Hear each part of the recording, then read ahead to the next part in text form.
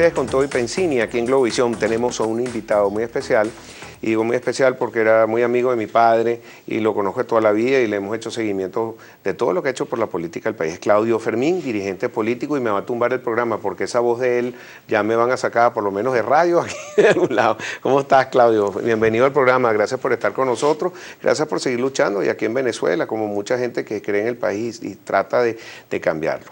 Muy buenas tardes. Gracias a ti, Pedro, por recibirme y por brindarme la oportunidad de dejar mis pareceres ante la audiencia de Globovisión. Perfecto. Mira, Claudio, quería saber tu opinión sobre esta conflictividad política que tenemos. Yo no sé si lo podríamos definir como una ingobernabilidad, este choque de poderes entre el poder ejecutivo, legislativo y judicial.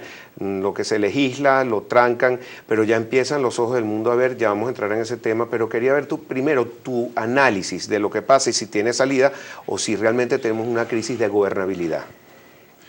Mire, los choques de poderes en muchísimas naciones y en muchas circunstancias históricas son, aunque parezca redundante, por tener más poder. Sin embargo, en el caso venezolano es extraño que un referente político que tiene tanto poder, casi todo el poder, 20 gobernaciones, las alcaldías por doquier, el Poder Judicial que lastimosamente dejó de ser un poder autónomo y podríamos subsumirlo dentro de los poderes del gobierno, la Fiscalía General, que son herramientas administrativas, pero que en Venezuela significa un poder muy severo, los poderes armados, militares, policiales, el Poder Ejecutivo. Entonces, con tanto poder, ¿para qué se quiere aún más poder cuando se ha tenido leyes habilitantes? Cuando se tiene un decreto de emergencia? Me llama mucho la atención que en el caso venezolano, más que un conflicto entre poderes, que esa terminología podría dar a entender que son choques de trenes. No, aquí hay la representación del pueblo en la asamblea, que no es toda, son 112 diputados, 4 que se han desconocido, los diputados de Amazonas, que sigue el Estado Amazonas sin representación. Eso es un verdadero agravio, ¿no? Eso no se hace. Pero entonces esos 109 diputados hoy que se encuentran actuando, y hay muchos otros diputados. Correcto. Hay 60 diputados, 55, 56 diputados restantes. De tal manera que es una parte del poder legislativo al que se quiere prácticamente aplastar.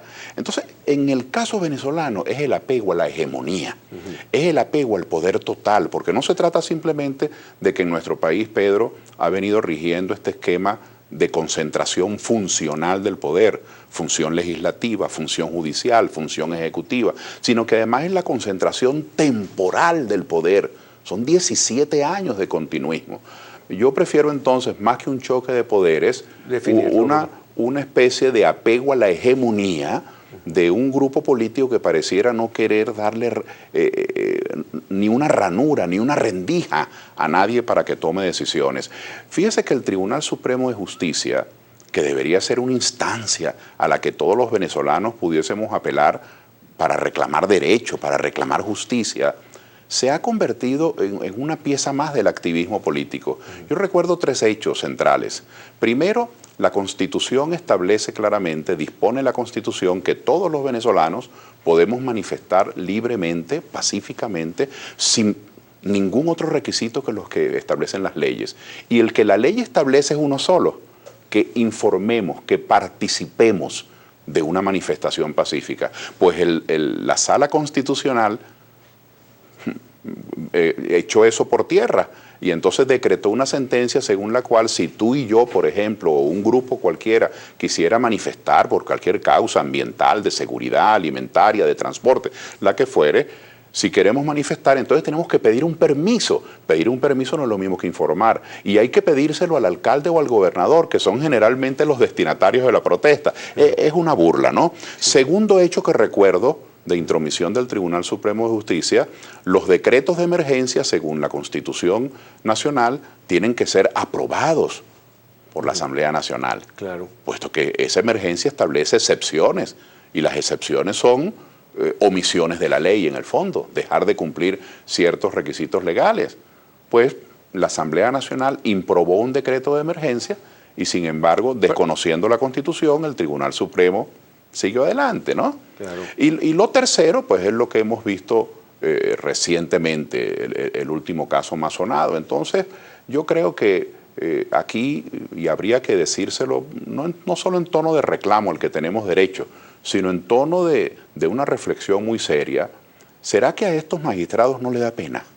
¿Será que no les da vergüenza? Es que yo porque creo son una instancia para la ley, no son unos muchachos demandados, no deberían ser unos simples mandaderos de un interés político, de unos comisarios. Eso no está bien.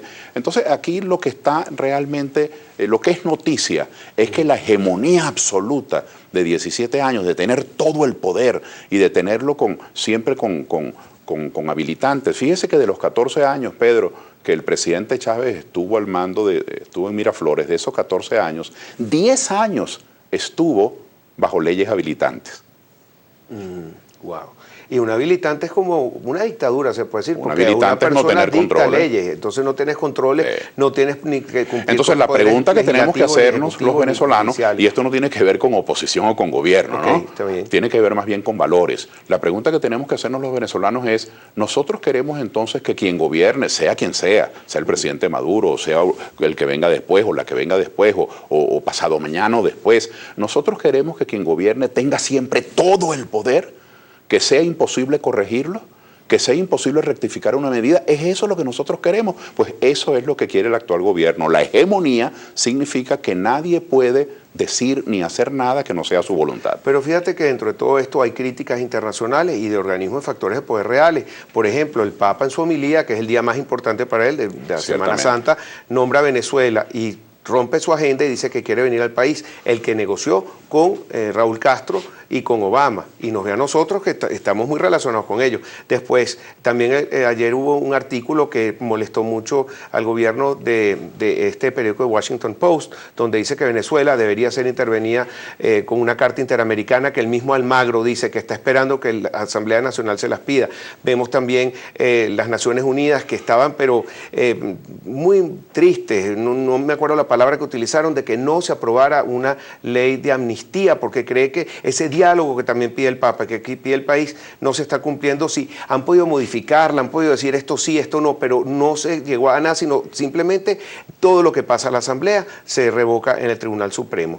¿Tú no crees que los factores de poder internacionales tarde o temprano ya empiecen a actuar? Porque se parece hubiera un dominó por ahí.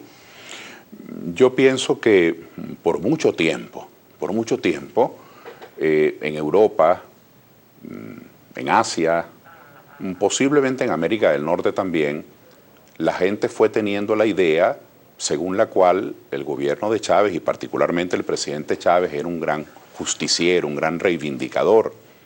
Eso me recuerda mucho, Pedro, hace décadas, aquellos escritos de Regis Debray, que vendía a Fidel Castro para Europa, para el mundo no americano, y en Europa quizás yo resumo Euroasia, todo ese mundo más allá del Atlántico, vendía a Fidel Castro como un hombre que venía a hacer justicia. Y después, años después, cuando cayeron en cuenta lo que eran los paredones, los asesinatos, las mafias criminales, la pérdida de la libertad, la tiranía de un pueblo que está completamente sojuzgado, bueno, no es que era tarde, pero comenzó a reaccionar la comunidad internacional. Y hoy es casi que una verdad generalizada. Todo el mundo admite que en Cuba hay una dictadura y que el país ha ido en regresión, que esa es una comunidad que lamentablemente tiene una calidad de vida que no se compadece con la dignidad humana. En Venezuela ha pasado más o menos lo mismo. Al principio la gente pensaba que en Venezuela, antes de llegar a Chávez, Venezuela era lo peor de lo peor.